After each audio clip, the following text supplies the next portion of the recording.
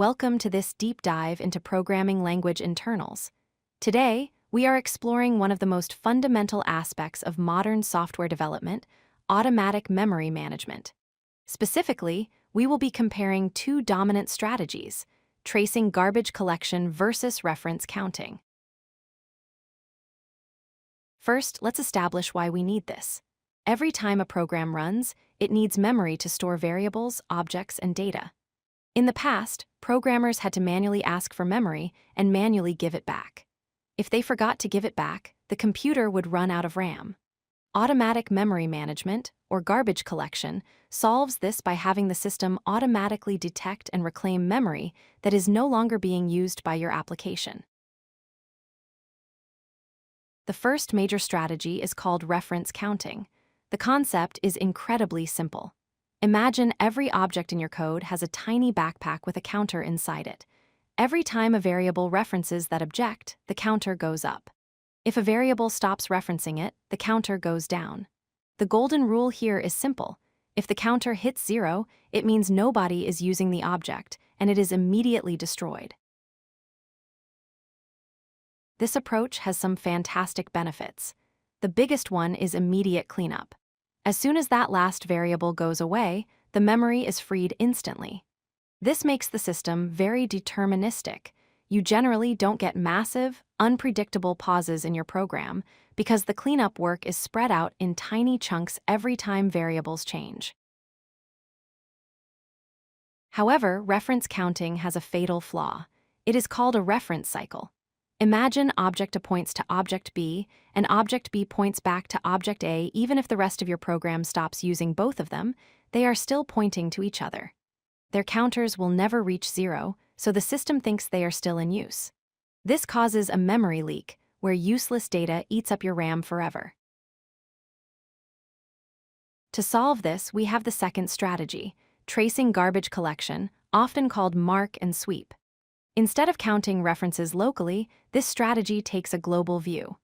It starts from the root of your application, like global variables or the active function stack, and it traces every single connection, like following a map.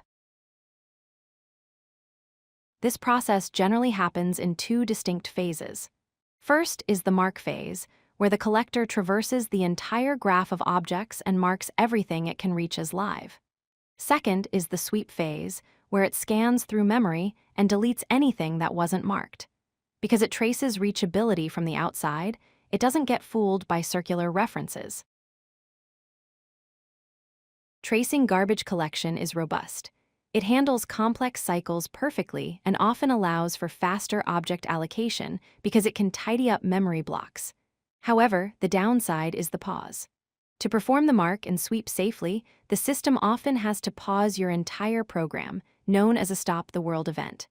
While modern collectors are very fast, these pauses can still be unpredictable. Let's compare them side by side. Reference counting gives you smooth, deterministic performance, but struggles with cycles and has a constant CPU overhead for updating those counters. Tracing garbage collection handles everything correctly and has high throughput, but you pay the price in occasional CPU bursts and potential application pauses. Different languages choose different paths based on their goals. Languages like Python and Swift rely heavily on reference counting. Python actually adds a cycle detector on top of it to fix the leaks. On the other hand, languages prioritizing high-throughput server performance, like Java and Go, utilize advanced tracing garbage collectors. In summary, there is no silver bullet. Reference counting is great for predictability, while tracing is often better for raw performance and complex data structures. Interestingly, many modern systems use hybrid approaches, trying to get the best of both worlds. Thank you for watching this overview of garbage collection strategies.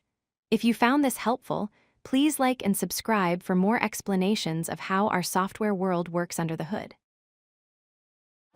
If you like this video, hit that like button and don't forget to subscribe.